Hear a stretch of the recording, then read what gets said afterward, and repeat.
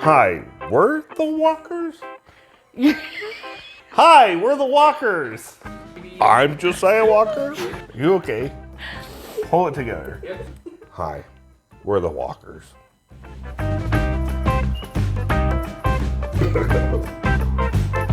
We started going to Redeeming Life in 2016. We started coming to Redeeming Life because we saw on Facebook, I was friends with Pastor Brian, and I saw all the street evangelism that was going on North Temple. And I had worked previously at a grocery store there on North Temple, and Chris and I just both really had a big burden for ministry and evangelism there on the west side of Salt Lake City. I think some of my favorite memories from Redeeming Life are from the women's retreats that we took in the fall. One of my favorite memories at Redeeming Life is watching my dad and Doug run around with candy canes in their mouths. One of my favorite memories from Redeeming Life is actually when we first started coming. We'd been there a couple weeks, and Pastor Brian invited me to go with him and a bunch of other men from the church to a Greek Orthodox service. And I was really excited to join, and I wasn't sure what to wear, so I wore a nice suit jacket and some nice slacks and stuff, and I got there, and everybody was in a hoodie and jeans. I felt a little out of place, but it was a blast. One of my other favorite memories from Redeeming Life was when we were in the rec center and we had all the kids in the gymnasium, and we had set up a little baby jail for all the little toddlers. But unfortunately, the big kids were in there too. And so my job, I remember one week we were there with Lisa, was to try to keep all the flying basketballs from hitting the little toddlers in the baby jail. One of the funniest memories that I have from Redeeming Life is from a Zoom scavenger hunt that we did kind of early on in COVID.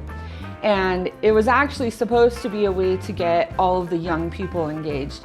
So we had elementary and middle school age kids from our church and a couple of other churches as well. I think we even had some that were down in the south, and we all got on Zoom and we're doing this scavenger hunt.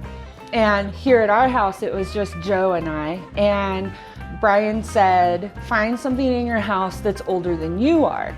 And Joe went running, jumped onto the kitchen counter to get an antique off the top of the cupboard in the kitchen. And everyone else was just like running to get something off a shelf. And my husband almost broke his neck trying to beat a bunch of 7-year-olds. One of the things that I really love about Redeeming Life is that Pastor Brian is always looking for opportunities to train up other pastors and leaders, especially indigenous guys like myself who don't have the opportunities to go off to seminary.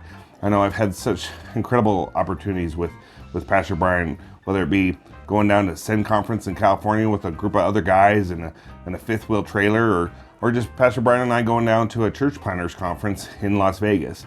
There's always different opportunities from day one when I joined the church where Pastor Brian just kind of says, hey, why don't you come along? And it's just been really impactful in my life and helping me grow as a leader here in our church.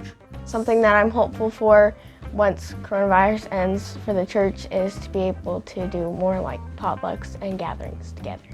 One thing that I'm really looking forward to now that our two faith families have merged together is just really building on the legacy that our two churches have already started. And I'm really looking forward to the day when our church can be a church that plants other churches across this valley as we work to see Salt Lake City and Utah really redeemed by the power of the gospel.